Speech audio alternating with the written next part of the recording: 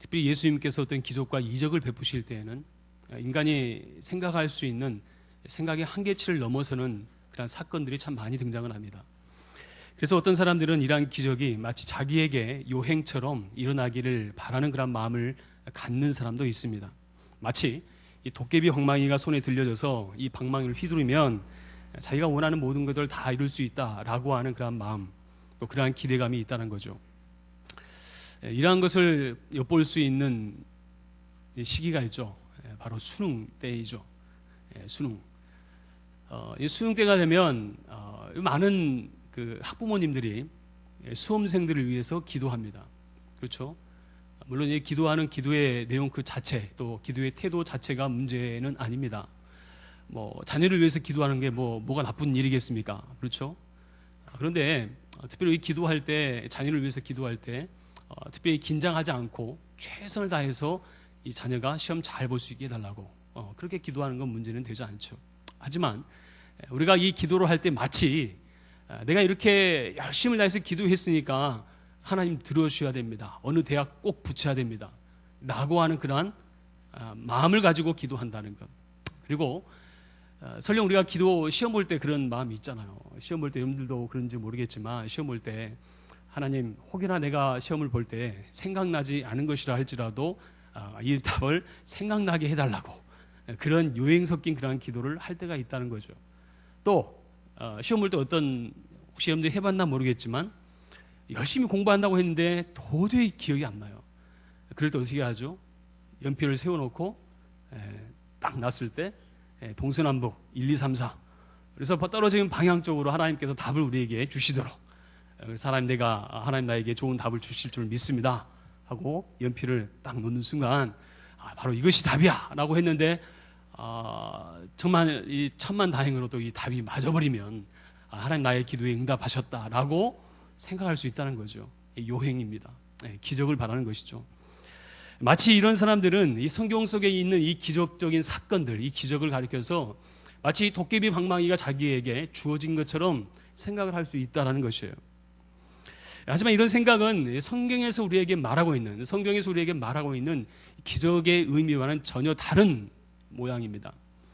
다시 말해 성경에서 우리에게 기적적인 사건을 우리에게 소개하는 것은 단순히 내가 할 수 없는 그 어떤 것을 해내기 위해서 필요한 것이 기적이 아니라 하나님께서는 기적 그 자체를 통해서 우리에게 하나님의 메시지를 우리에게 보내실 때 또 하나님의 뜻을 알리실 때 사용하는 방법이 바로 기적이라는 것입니다. 그래서 우리가 복음서를 볼 때에도 그렇고요. 우리가 성경을 볼 때마다 하나님께서 특별히 예수님께서 어떤 기적적인 사건을 일으킬 때마다 우리가 생각해야 될 것은 뭐냐면 기적 그 자체에 목적이 있지 않다는 거예요. 그런데 간혹 우리가 예수를 믿다 보면 우리 항상 우리 마음 가운데 그런 마음이 있어요. 내가 예수 믿으면 아까 이야기했던 것처럼 오늘 밤에 잠을 잤는데 꿈자리가 좋았어요. 좋은 꿈을 꿨어요. 그럼 어떻게 해야 되죠? 다음날 복권을 사야 돼요. 그런 마음이 우리 안에 있다는 거예요. 실제로 제가 주변에 이런 비슷한 예가 있죠. 간혹 저한테 이렇게 이야기를 하는 사람들이 있어요. 목사님 꿈에서 제가 이런저런 꿈을 꿨는데 무서워 죽겠습니다. 이 꿈이 과연 무엇을 의미하는 겁니까? 목사님 저한테 물어와요. 그렇게 물어와도 저는 아무것도 몰라요. 제발 물어오지 마세요. 저는 요셉도 아니고 다니엘도 아니에요. 여러분 이 꿈을 해석하려고 하지 마요. 꿈은 꿈이에요. 물론 때로는 하나님께서 강권하심으로 뜻을 하나님의 꿈을 통해 역사하시지만 대부분 일반적인 꿈들은 여러분 우리가 이해 불가항력적입니다. 그래요. 그래서 여러분들이 꿈을 꾸었을 때 그 꿈을 아까 이야기했지만 오늘 꿈자리가 너무 좋았어. 오늘 복권을 사야 돼. 꿈자리 오늘 너무 사나웠어. 오늘 조심해야 돼. 오늘 차를 타면 안 돼. 물을 조심해야 돼. 그런 쓸데없는 생각하지 않아야 된다는 거예요. 그런데 아까도 이야기했지만 우리가 믿음 생활을 하면서 내가 예수를 믿는다라고 하면서 우리 안에 이런 요행을 바라고 기적을 바라는 그런 마음을 가지고 살 때가 참 많이 있다는 거예요. 혹시 여러분들은 어떻습니까? 여러분 내가 예수 믿으면서 여러분들이 믿는 예수 그리스도는 여러분의 삶에 있어서 혹시 그런 요행과 기적을 바라는 마음을 가지고 혹시 살아가고 있지는 않습니까? 만약에 우리 안에 일어나는 이런 기적적인 사건들, 일들이 또 설령 보여진다 한들 그것을 쫓아가는 사람들이라면 여러분 우리가 예수 그리스도를 우리의 마음의 중심으로 삼고 살아가기는 정말 어렵습니다. 다시 한번 말씀드리지만은 현상에 대해서, 어떤 이적적인 역사에 대해서 현혹되지 않아야 된다는 거예요. 너무 과하게 재해석하면 굉장히 골치 아파집니다. 그렇다면 우리가 성경에 나타난 그런 기적들에 대해서 우리가 어떻게 이해할 것인가? 오늘 우리가 한 사건을 통해서 우리에게 한 기적적인 사건을 우리에게 소개해주고 있어요. 그리고 이 기적을 통해 하나님께서 자신을 계시하시고 하나님의 뜻을 알리신 방법이 여러 방법이 있는데, 그 중에 오늘 한 가지 기적을 통해 우리에게 주시고자 하는 메시지가 있는 걸 볼 수 있습니다. 자, 오늘 본문에 등장하는 이 북왕국 이스라엘, 7대 유다 왕이었던 북이스라엘의 왕이었던 아합 왕이 등장합니다. 아합 왕. 자, 이 아합 왕이 얼마나 악했는지 열왕기상 16장부터 말씀을 쭉 보다 보면 이 아합 왕이 어떤 사람입니까? 북이스라엘은 하나님의 사람들이잖아요. 그렇죠? 하나님의 사람들이었음에도 불구하고 아합 왕은 하나님께서 원하신 일을 따라 살았던 왕이었다라고 우리에게 소개하고 있지 않아요. 아합 왕은 악한 일을 행하였다라고 말씀해요. 어떤 일을 행하였냐? 어떻게 더 악한 일을 행하였느냐? 아합 왕이 왕이잖아요. 한 나라의 왕이면 일반적으로 믿지 않는 사람들도 한 나라의 왕이면 순수히 혈통을 지켜야 되잖아요. 근데 그렇지 않았어요. 아합 왕은 이방 여인을 자기의 아내로 취하게 됩니다. 그것이 바로 이세벨이었죠. 더군다나 이 이세벨을 취하면서 아합 왕이 하나님을 섬기기보다 무엇을 섬기게 되죠? 바알을 섬기게 돼요. 아세라상을 세우게 됩니다. 제단에. 다시 말해서 하나님을 믿는 마음은 다 사라져버리고 온갖 이방과 우상이 그 안에 가득 차 있게 된다는 것이에요. 결국 하나님께서 이 아합 왕의 그 모습을 보시고 매우 진노하십니다. 매우 진노하세요. 다시 말해서 그가 하나님을 절대적으로 하나님을 신뢰하고 하나님을 섬겨야 함에도 불구하고 이 아합 왕에게는 하나님을 향한 절대적 마음과 믿음을 실종해 버렸어요. 그래서 하나님께서 이 아합 왕에게 바로 이것을 가리켜 이에 대한 심판의 메시지를 엘리야에게 보내게 됩니다.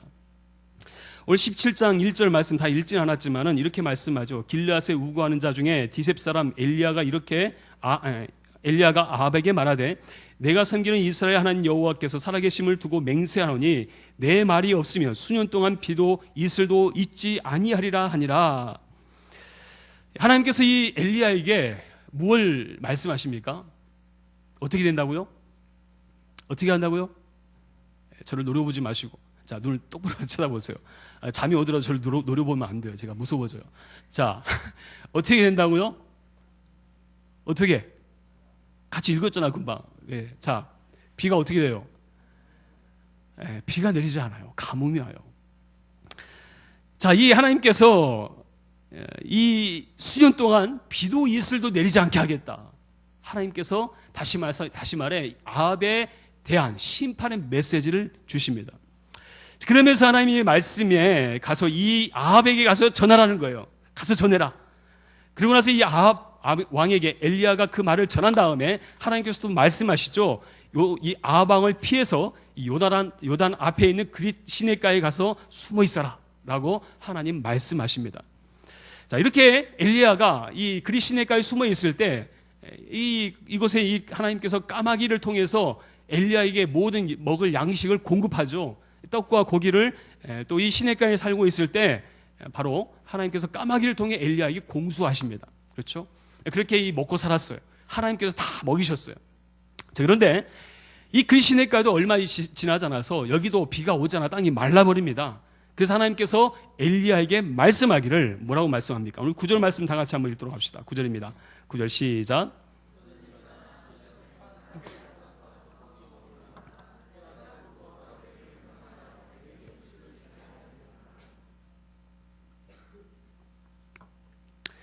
자, 오늘 이 북이스라엘에 비가 내리지 않았어요. 아까도 이야기했지만 아합 왕의 그 재앙으로 말미암아, 그 죄로 말미암아 그 땅에 재앙이 내리게 됩니다. 3년 6개월 동안, 무려 3년 6개월 동안. 작년에 뭐 지금도 겨울 가뭄이 좀 있는 편이죠. 작년에 비가 정말 수십 년 만에 가뭄이라고 이야기합니다. 갈수록 가뭄은 예상이 된다고 그래요. 우리나라도 이제는 물 부족 국가라는 것에 대해서 피할 수 없는 나라가 되어버렸습니다. 자, 그런데 한번 생각해 보세요. 우리가 1년만 비가 안 내려도 이렇게 물 때문에 고생을 하는데 3년 6개월 동안 비가 내리지 않았어요. 마실 물이 없어요. 얼마나 고통스럽겠습니까? 자, 그런데 하나님께서 이제는 어디로 가라고 말씀하시냐면 이 땅이 그 땅이 다 기근이 나고 바로 이 사르밧에 가서 한 과부를 만날 것을 말씀합니다. 자, 여기서 우리가 한 가지 생각할 것은 하나님께서 이 엘리야를 통해서 한 나라를 심판하는 과정 가운데 한 가정에 집중하는, 한 가정을 조명하는 사건이 바로 오늘 본문의 사건입니다. 그렇죠? 자, 이제 이 성경은 우리에게 이 한 가정의 모습을 집중시켜주고 있어요. 여기서 하나님께서 우리에게 무엇을 드러내시고자 하는가를 잘 보살펴 볼 필요가 있습니다. 비가 오지 않으면 땅에 식물이 자랍니까? 자라지 않습니까? 자라지 않아요. 양식이 없어요. 땅에 풀이 자라지 않으면 식물은 물론이고 동물도 자라기가 어렵습니다. 다시 말해서 먹고 사는 게 정말 퍽퍽해져요. 먹고 사는 게 너무 힘들어집니다. 지금 그 상황 가운데 있는 거예요. 자, 그 가운데 엘리야가 이 사르밧으로 가게 되었어요. 그리고 하나님께서 이 엘리야를 어디로 보내시냐면 한 과부의 집에 보내게 됩니다. 자, 근데 이 과부의 집에 보면 이 10절 말씀에 이렇게 말씀을 하죠. 그가 일어나서 이 사르밧으로 가게 돼요. 그리고 성문에 이를 때쯤에 한 과부가 그곳에서 나뭇가지를 줍는지라. 이 과부가 성문에서 나뭇가지를 줍고 있는 장면을 엘리야가 보게 돼요. 그러면서 엘리야가 이야기를 하죠. 청하건대 그릇에 물을 조금 가져다가 내게 마시게 하라. 여기서 이 엘리야가 이 물을 청한 것은 무엇이죠? 작업이죠, 작업. 여러분들 그 작업이라는 표현을 오해하시면 안 됩니다. 여러분들이 생각하는 그 작업 아니에요. 여러분 예수님께서 요한복음에 보시면 예수님께서 사마리아 여인에게 뭘 청합니까? 물을 달라. 물을 깃고 있던 여인에게 물을 달라라고 하셨어요. 예수님께서 이 여인에게 다가가서 물을 달라고 했던 이유는 어떤 게 목적이었어요? 이 여인과 함께 깊은 대화를 나누시고자 함이었어요. 그리고 여인의 필요를 예수님이 채우시고자 예수님께서 먼저 접근하신 접근 방법이었어요. 오늘 마찬가지로 엘리야가 이 과부에게 다가가서 물을 청합니다. 물을 좀 달라. 말을 튼 거예요. 자, 이 말을 튼 다음에, 근데 보세요. 이 여인에게 있어서 이 여인이 어떤 사람이었는가? 자, 이때 11절 말씀 보면 이렇게 이야기합니다. 그가 가지러 갈 때에, 뭘 가지러 가요? 물을 가지러 갈 때 엘리야가 그를 불러 이르되, 부릅니다. 여인이여. 그러면서 하는 말이 뭐예요? 내 손에 떡 한 조각을 내게로 가져와라. 내 손에 떡 한 조각을 내게 가져와라. 저는 이 말씀 묵상하면서 그런 생각이 들어져요. 참 엘리야도 뻔뻔스럽다. 먹고 살기 힘든 이때 물을 달라 하지 않는가. 그리고 먹고 살기 힘들잖아요. 자기 목구멍이 포도청인데 가서 떡을 좀 달라. 그것도 거의 강권하다시피. 자, 여기서 보시면 이 여인에게서 이 떡의 소중함이 얼마나 귀한지를 볼 수 있는 대목이 있어요. 12절 말씀 다 같이 한번 읽도록 하겠습니다. 12절 말씀입니다. 같이 읽겠습니다. 시작.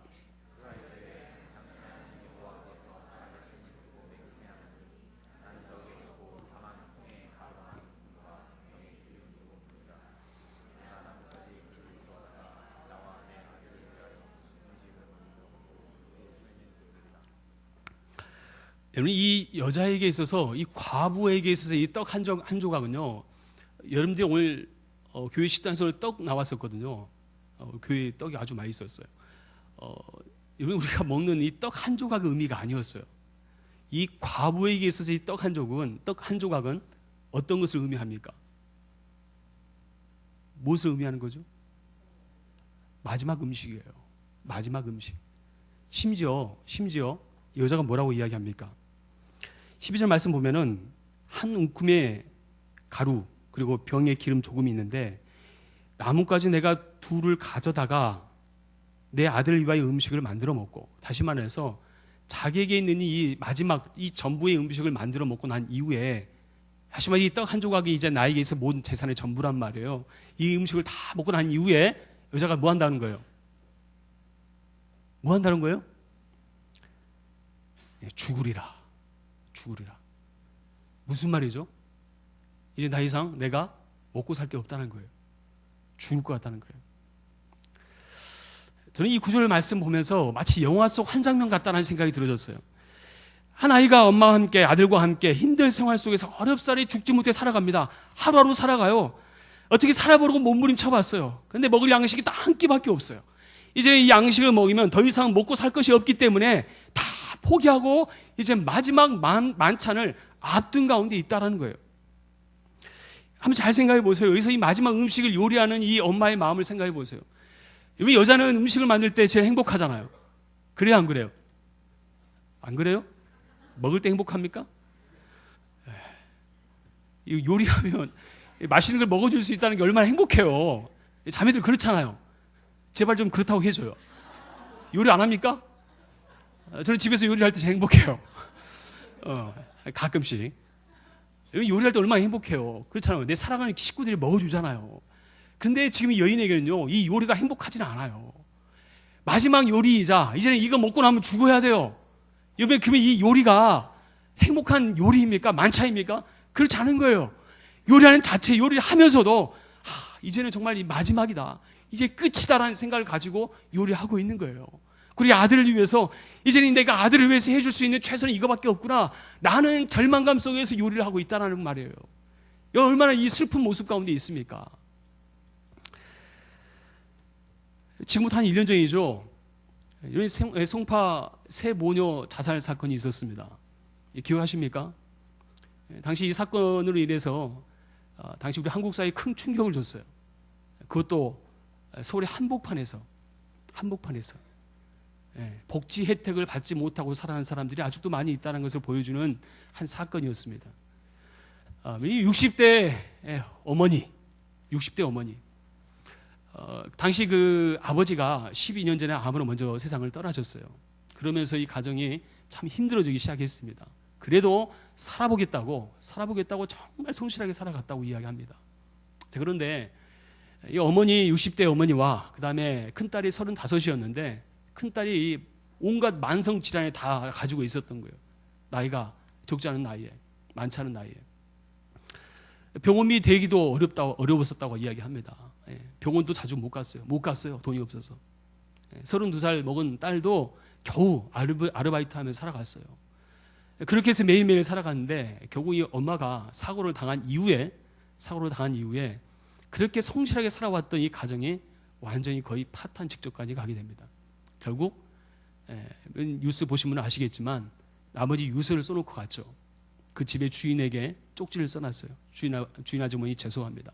저에게 있는 마지막 전 재산 70만 원 아주머니께 놓고 갑니다. 그리고 세 모녀가 자살을 했어요. 저는 이런 사건을 보면서 참 마음이 씁쓸해요. 참 우리나라가 이런 세상이 되었구나. 이런 곳이 되었구나. 이 세 사람의 죽음뿐이겠습니까? 저는 요즘 뉴스를 보면 언제도 말씀드렸지만 뉴스 보기가 겁나요. 별의별 사건들, 정말 어려운 이야기들 들려오는 게 요즘의 세상의 모습입니다. 마치 이 사르밧 과부의 모습처럼 어렵게 살아가는 사람들이 너무 많다는 거예요. 혹시 여러분들은 어떻습니까? 여러분들이 살아가면서 여러분들의 이런 어려움이 있지 않습니까? 살아보겠다고 열심히 몸부림치지만 하는 일마다 실패하고 절망하고 모든 거 다 포기하고 싶은 가운데 살고 있지 않습니까? 올해 총선이 있는 날이죠. 해입니다. 올해 총선이 있는데 지난주에 그 부산에서 모 정당의 한 후보가 영입이 됐어요. 보신 분 아신지 모르겠지만 30살인가요? 30살의 젊은 청년이었어요. 이 청년이 이 청년의 기백을 가지고 내가 정치에 입문하겠다, 정당에 노크를 했는데 그 정당에서 그 청년을 받아줬어요. 근데 이 친구가 기자회견을 하면서 자기의 포부를 밝힙니다. 대체로 보면은 뭐 다른 정당에도 그렇지만 이 젊은 정치인들이 한두 명씩 있잖아요. 근데 대부분 이 젊은 정치인들 보면 나름대로 스펙이 좋아요. 뭐 해외에 물 먹고 왔다든지 여러 경험들을 두루 쌓았다든지 뭐 그런 특징이 있지 않습니까? 근데 보면 이 친구는 특징이 별로 없어요. 뭐 성공했느냐, 뭐 공부 많이 했냐, 그런 게 없어요. 자기가 스스로 밝힙니다. 자기는 이제껏 살아오면서 많지 않은 시간을 보냈지만 많은 실패를 경험했습니다. 내가 열심히 살아왔지만 다 실패했습니다. 그렇게 이야기해요. 그러면서 하는 말이 뭐라고 이야기하냐면 그러하게 더 이상 저 같은 청년이 일어나지 않기를 바라는 마음으로 정치에 입문하려고 합니다. 자신의 포부를 밝혀요. 그냥 저는 굉장히 멋졌어요.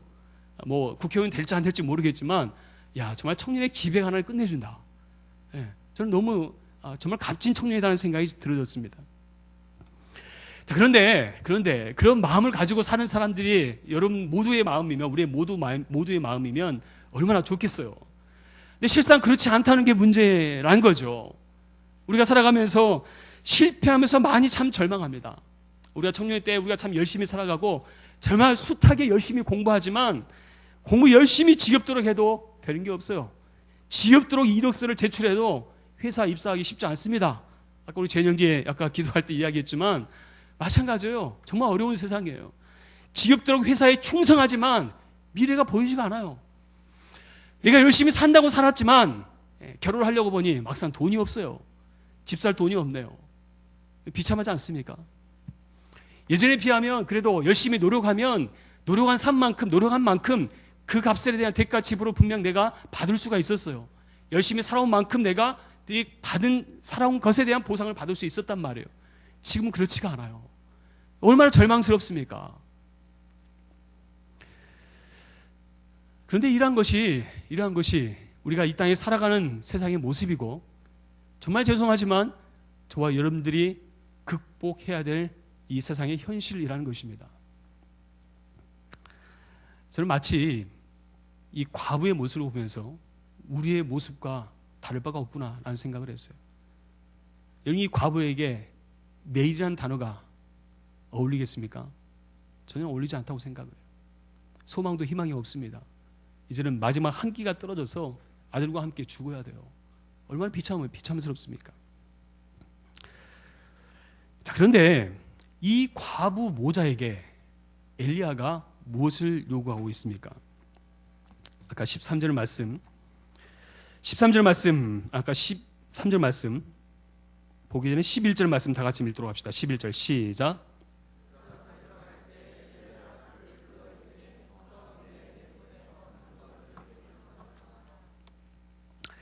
뭘 달라고요? 내 손에 떡 한 조각을 내게로 가져와라. 그리고 13절 다 같이 한번 읽겠습니다. 13절 시작.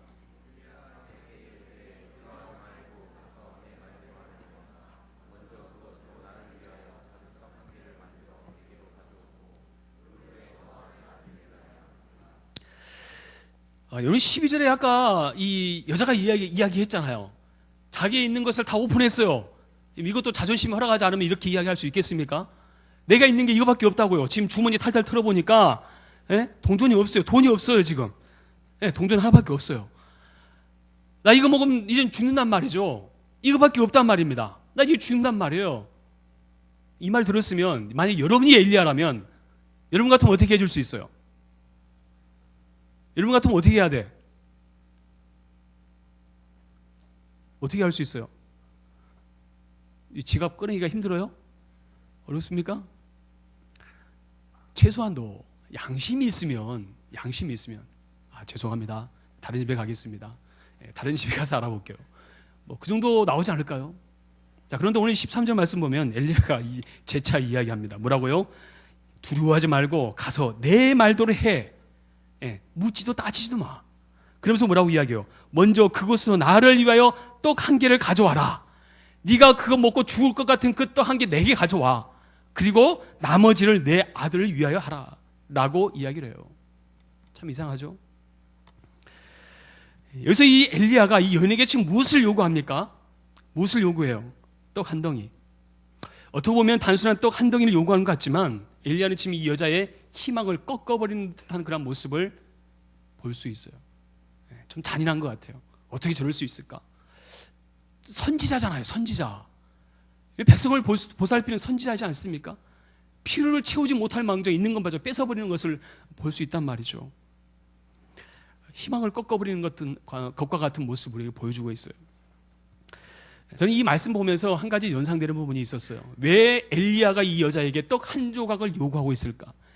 왜 이 여자에게 이제는 마지막 희망과 같은 것을 왜 엘리야가 요구하고 있을까? 왜 요구할까요?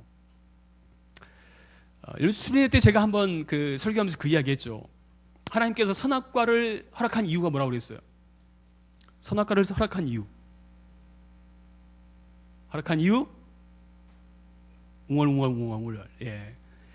창세기 2장 16, 17절 말씀 보면 이렇게 말씀하죠. 선악을 알게 하는 나무의 열매는 먹지 말라. 내가 먹는 날에는 반드시 죽으리라 하시리라. 선악과 먹으면 죽어요, 살아요? 죽는다는 거죠. 이런 뭐 나머지 중간 생략하고. 왜 하나님이 선악과를 허락하셨다고요? 하나님이 사람에게 자유의지를 주셨는데 주신 이 자유의지를 통제할 수 있는 마지막 도구가 뭐라고요? 선악과라는 거예요. 선악과. 만약 선악과를 주지 않으면 인간은 자유의지를 통해서 자기 마음대로 살 수 있다는 거예요. 하나님을 벗어나서 하나님을 넘어서서 자기 마음대로 살아갈 수 있다는 거예요. 그래서 예수 믿지 않는 사람들은 하나님 없이도 살 수 있다고 생각하고 자기 마음대로 사는 거예요. 죄 지어도 마음에 거리낌이 없고 죄 가운데 살아도 전혀 마음에 회개함도 통회함도 없어요. 왜냐하면 선악과를 따먹은 존재이기 때문에 그래요. 하지만 하나님께서 너에게 선악과를 주신 것은 너에게 있는 자유의지가 너희 것이 아니라 하나님에 의해 통제받을 때 그 자유가 진정한 자유라는 것을 알려주기 위해서 주신 것이 바로 선악과라는 거예요. 다시 말해서 하나님께 우리 주시는 이 선악과는 무엇에 의해 지배를 받아야 돼? 하나님 말씀의 지배를 받을 때 그 사람의 진정한 자유가 주어진다는 거예요. 보세요. 우리 역시도 마찬가지입니다. 우리 역시 마찬가지예요. 여러분들 자유가 있어요. 자유가 있습니다. 여러분 이 자유를 무엇에 의해 살아가시겠습니까? 내 마음대로, 내 방식대로, 내 생각대로 살아간다고 생각하십니까? 오해입니다. 착각입니다. 우리는 하나님의 말씀에 통제받지 않는 그 어떤 사람도 그 모든 것은 다 죄입니다. 하나님의 뜻을 벗어나고 하나님 말씀에 순종하지 않고 하나님 뜻대로 살아가지 않는 모든 것들은 다 죄의 굴레를 벗어날 수 없더라는 거예요.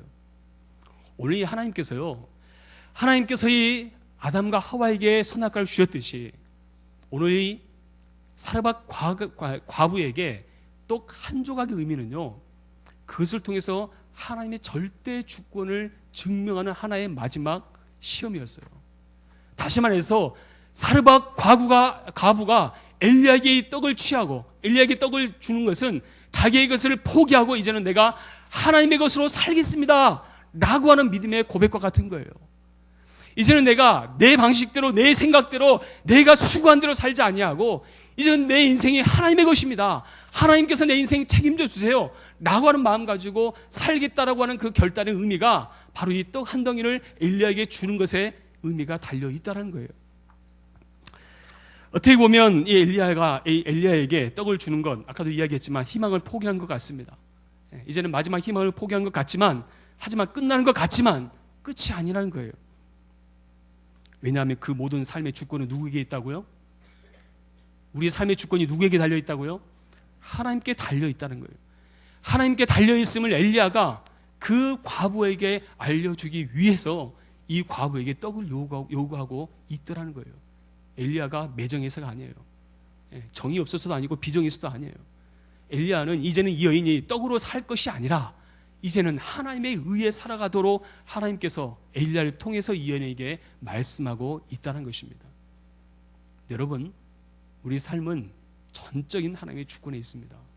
하나님의 주권에 있어요. 우리가 죽고 사는 문제 하나님의 주권에 있어요. 지난주에 제가 아는 한 목사님이 저에게 그런 이야기를 하시더라고요. 지난주에 자신의 교회에 정신 차리세요. 자신의 교회에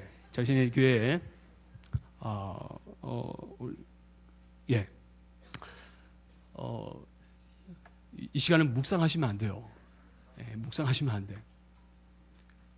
요즘 제가 잠을 못 자요. 잠을 못 자서 어쩌니 저도 잠을 몇 시간 못 잤어요. 저도 잠 안 자고 이렇게 설교하잖아요. 여러분 조심하면 안 돼요. 자, 자신의 교회에 한 집사님이, 젊은 남자 집사님이 있는데 40대 초중반의 젊은 남자 집사님이셨어요. 그런데 자기가 그 집사님과 헤어지고 난 이후에 며칠 후에 이 집사님이 집에서 출근한다고 집에 나갔다가 회사를 갔는데 회사에서 갑자기 심장마비로 돌아가신 거예요. 갑자기. 그러면서 그 목사님 그런 말씀 하시더라고요. 참 어떻게 보면은 물론 천국 소망이 있지만 그 목사님이 다시 한번 하나님께서 그 자신에게 깨달음을 주셨던 게 뭐냐면 정말 죽고 사는 것은 하나님의 주권에 있다. 우리가 정말 천년 만년 살 것 같지만 내가 죽고 사는 모든 문제는 하나님의 주권에 있다는 걸 다시 한번 경험하게 되더라는 것이요. 여러분 마찬가지입니다. 여러분 내가 죽고 사는 문제는요, 내가 내 인생에 있어서 내 학업의 문제, 내 직장의 문제, 이 모든 것은요 하나님의 주권에 있어요. 여러분 만약에 내 방식대로 내 뜻대로 산다고 생각하시면요, 그건 내 한계에 부딪힐 수밖에 없어요. 그러면 그 끝은 무엇입니까? 사르밧 과부의 그 끝과 다를 바가 없어요. 이제는 떡 한 덩이 먹고 죽어야 돼요.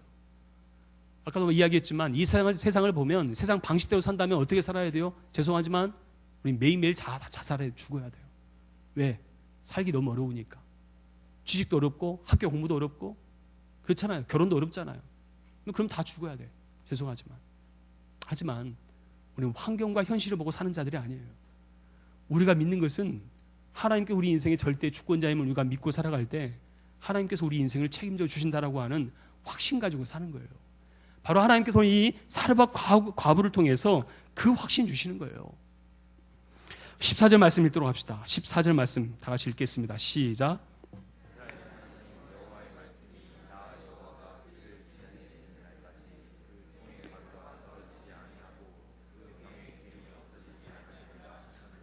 아멘. 보세요. 하나님께서 엘리야를 통하여서 이 사르밧 과부에게 주시는 약속의 말씀이에요. 어떤 약속의 말씀입니까? 이스라엘의 하나님인 여호와의 말씀이 나 여호와가 비를 지면에 내리는 날까지, 무슨 말이에요? 가뭄이 끝나는 그 날까지 어떻게 하겠다고? 그 통에 가루가 떨어지지 아니하고 그 병에 기름이 없어지지 아니할 것이다.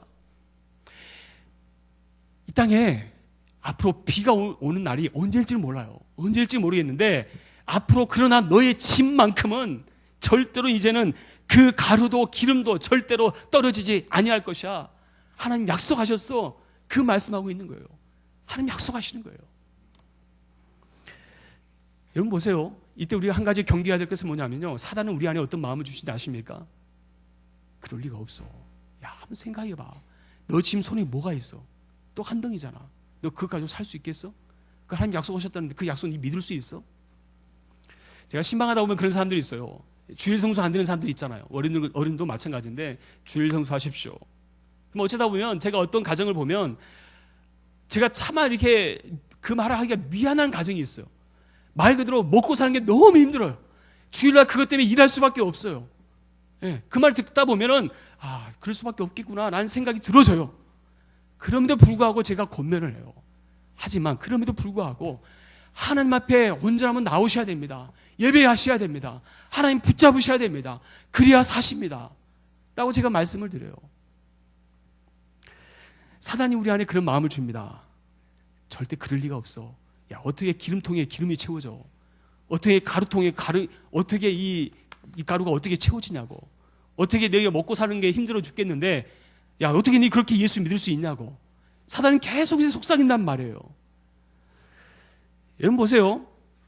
안 믿는 사람들 그렇게 이야기하잖아요. 믿음도 등 따숩고 배부를 때 믿는 거라고 이야기해요. 그런 말 안 들어봤습니까? 그래서 그런 말 많이 들었어요. 또 어떤 사람은 이야기합니다. 믿음 생활, 요즘 현대인들에게 믿음 교회에 다니는 거 사치라고 이야기합니다. 그거 사치야. 어떤 사람은 그렇게 이야기하죠. 예수가 밥 먹어주더냐? 예수가 밥 먹여주디? 그 이야기합니다. 그리고 아까도 이야기했지만 주일에 온전히 하나님 앞에 나오셔야 됩니다 라고 이야기하면 뭐라고 이야기합니까? 주일에 일하면 내 인생 네가 책임질 거냐? 라고 이야기하는 사람도 있어요. 여러분 제가 단언컨대 하나님 책임져 주십니다. 하나님 책임져 주십니다. 중요한 것은 우리의 믿음이 없는 것과 순종하지 못한 것의 문제이지 하나님의 능력이 없음이 문제가 아니란 말이에요. 우리가 정작 하나님 앞에 이것을 내가 믿음으로 결단하고 나올 때 하나님께서 허락하여 주심에도 불구하고 내가 그것을 하나님께 맡기지 못하더라는 거예요. 왜냐하면 그거 놓치면 죽을 것 같거든요. 내가 그거 포기하면 죽을 것 같거든요. 그래서 결정적일 때 결단하지 못해요. 결정될 때 순종하지 못해요. 그래서 내가 하나님의 역사를 내가 맛보지 못하는 거예요. 15절 말씀, 15절 다 같이 읽겠습니다. 15절입니다. 시작.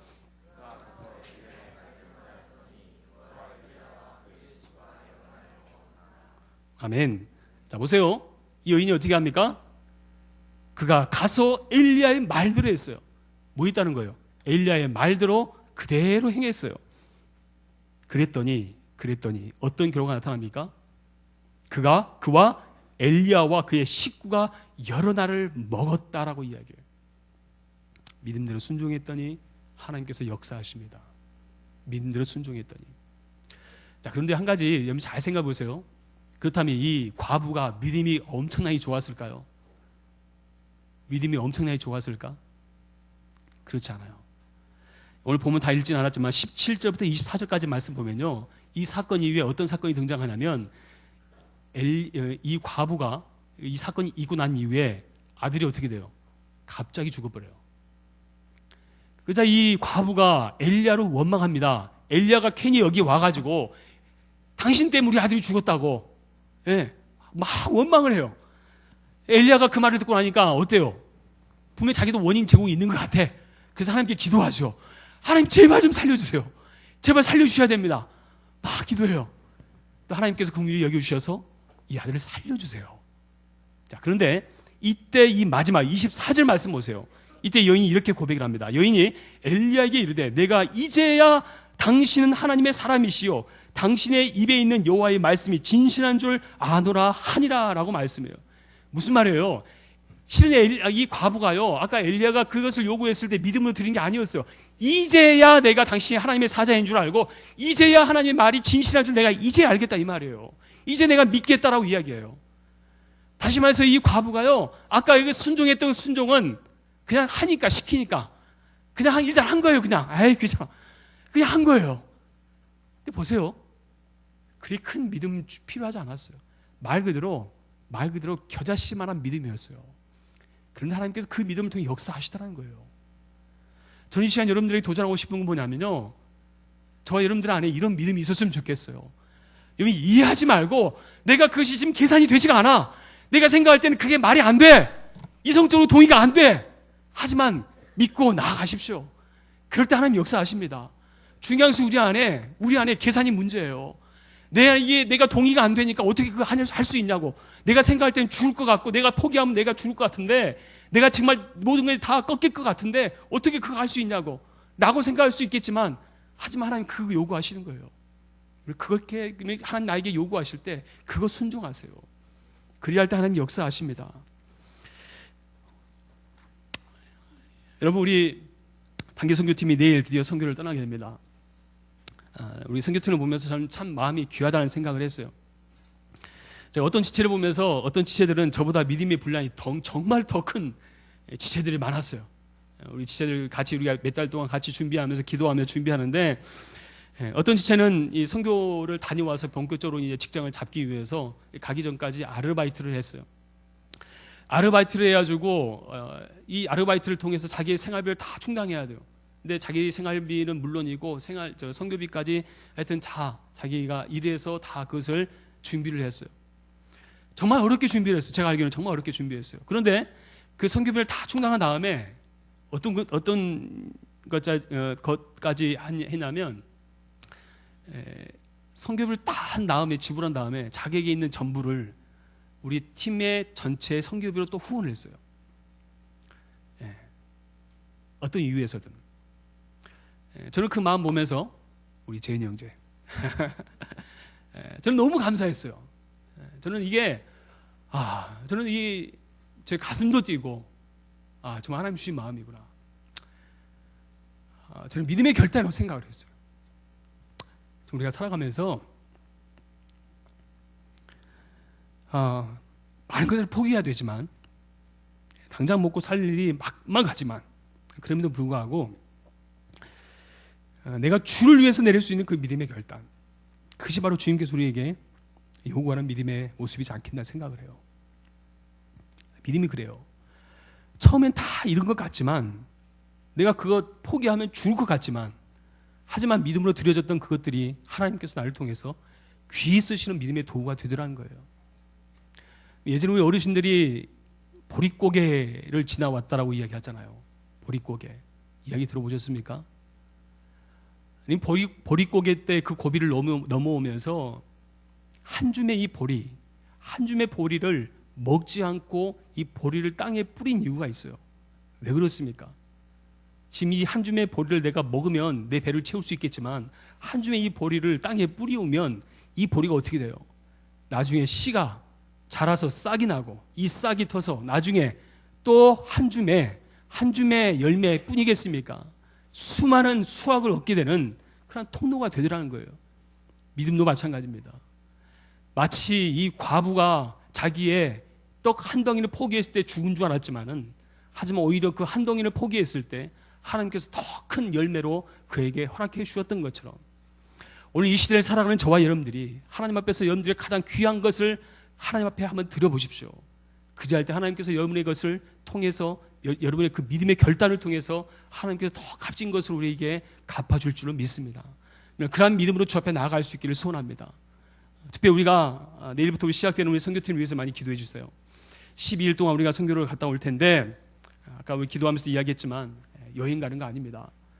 우리가 여러 가지 계속 우리가 선교를 준비하면서 기도하며 준비하는 가운데 하나님께서 우리 이 사역을 통해서 그 땅에 복음의 씨앗이 심겨지고 아이들에게 복음이 증거될 때마다 하나님 나라가 확장되어진 일에 귀히 쓰임 받도록 위에서 기도해 주시고 계속 관심 가져주세요.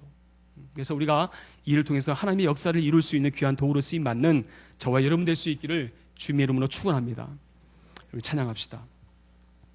전능하신 나의 주 하나님은 우리 찬양하면서 주신 말씀 붙잡고 같이 기도했으면 좋겠습니다.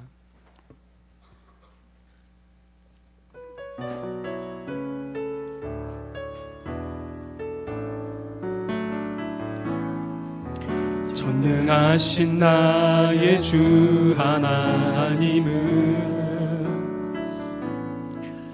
능치 못하실 일 전혀 없네. 우리의 모든 간구도 우리의 모든 소망도 우리의 모든 꿈과 모든 소망도 신실하신 나의 주 하나님은 우리의 모든 괴로움 바꿀 수 있네. 불가능한 일 행하시고 죽은 자를 일으키시니 그를 이길 자 아무도 없네.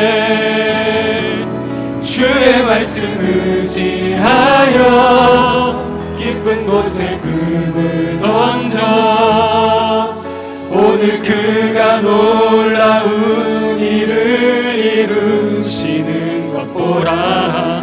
주의 말씀 의지하여 믿음으로 금을 던져 믿는 자에게 능치 못함 없네. 다시 한번 고백합시다. 전능하신 나의 주 하나님은 능치 못할 일이 전혀 없네. 우리의 모든 간구도 우리의 모든 생각도 우리의 모든 꿈과 모든 소망도 전능하신 신실하신 나의 주 하나님은 우리의 모든 괴로움 바꿀 수 있네. 불가능한 일 행하시고 죽은 자를 일으키시니 그를 이길 자 아무도 없네. 주의 말씀 의지하여 깊은 곳에 금을 던져 오늘 그가 놀라운 일을 이루시는 것 보라. 주의 말씀 의지하여 믿음으로 금을 던져 믿는 자에게 능치 못함 없네. 같이 한번 기도할 텐데요. 제가 우리 기도할 때 오늘 주님께서 우리에게 이 사르밧 과부에게 있었던 이 마지막 떡 한 덩이, 이 떡 한 덩이는 그녀에게 있어서 그의 전부였고 모든 것이었습니다. 그가 살아갈 소망이었고, 그가 이 마지막 남은 이 떡 한 덩이를 포기한다는 것은 이제 모든 것을 다 포기하고 죽는 것 같은 것이었습니다. 혹시 이 시간 여러분들, 내가 이거 놓치면 죽을 것 같은 혹시 그런 것들 붙잡고 살아가고 있지 않습니까? 내가 열심히 공부해봤지만, 열심히 직장생활 해봤지만, 내가 노력해봤지만, 도전해봤지만, 순간순간 내가 내 마음 가운데 좌절되고 포기되고, 그것 때문에 낙심되어서 이제는 살 소망이 없어서 이제는 다 죽는구나 라는 생각 가지고 혹시 살고 있지는 않습니까? 어떻게 보면 그 모든 것들은 이 떡 한 덩이에 불과합니다. 떡 한 덩이에 불과해요. 내가 열심히 노력했던 건, 내가 최선을 다했던 것이지만, 하지만 그건 내 노력이었고 내 최선이었어요. 그곳에는 하나님께서 역사하지 않으셨어요. 하지만 오늘 이 사르밧 과부를 통해서 하나님께서 이제는 그 떡 한 덩이에 집착하는 인생 되지 말고, 이제는 내가 네 인생 내게 책임져 주겠다, 이제는 내가 내 기름과 네 가루는 내가 책임져 주겠다 라고 하는 그 말씀을 우리에게 주십니다. 저는 이 시간 우리의 이 공동체 안에 이런 믿음의 고백이 넘쳐났으면 좋겠습니다. 하나님께서 우리 가정에, 하나님께서 내 직장에, 하나님께서 내 캠퍼스 안에 이 기름을 채워주셨습니다. 하나님께서 가루를 채워주셨습니다. 하나님께서 나에게 이 모든 것을 더해 주셨습니다. 하나님 내 삶을 풍성케 하셨습니다. 내 세상 그 어떤 것은 나를 통해 채울 수 없지만 하나님이 나를 통하여 채우시고 하나님께서 이루셨습니다 라고 하는 믿음의 고백이 우리 안에 일어났으면 좋겠습니다. 이 시간 우리 다 같이 한번 기도하실 때, 하나님, 이제 그 내가 붙잡고 살았던 모든 허탄한 것들을 이제 내려놓게 하시고, 오직 내가 주님을 향한 믿음과 순종함을 통하여서 하나님 나에게 공급하시는 그 은혜를 붙잡고 살아갈 수 있도록 하나님 인도하여 주시옵소서라고, 이 시간 우리 다 같이 우리 합심해서 함께 기도하겠습니다.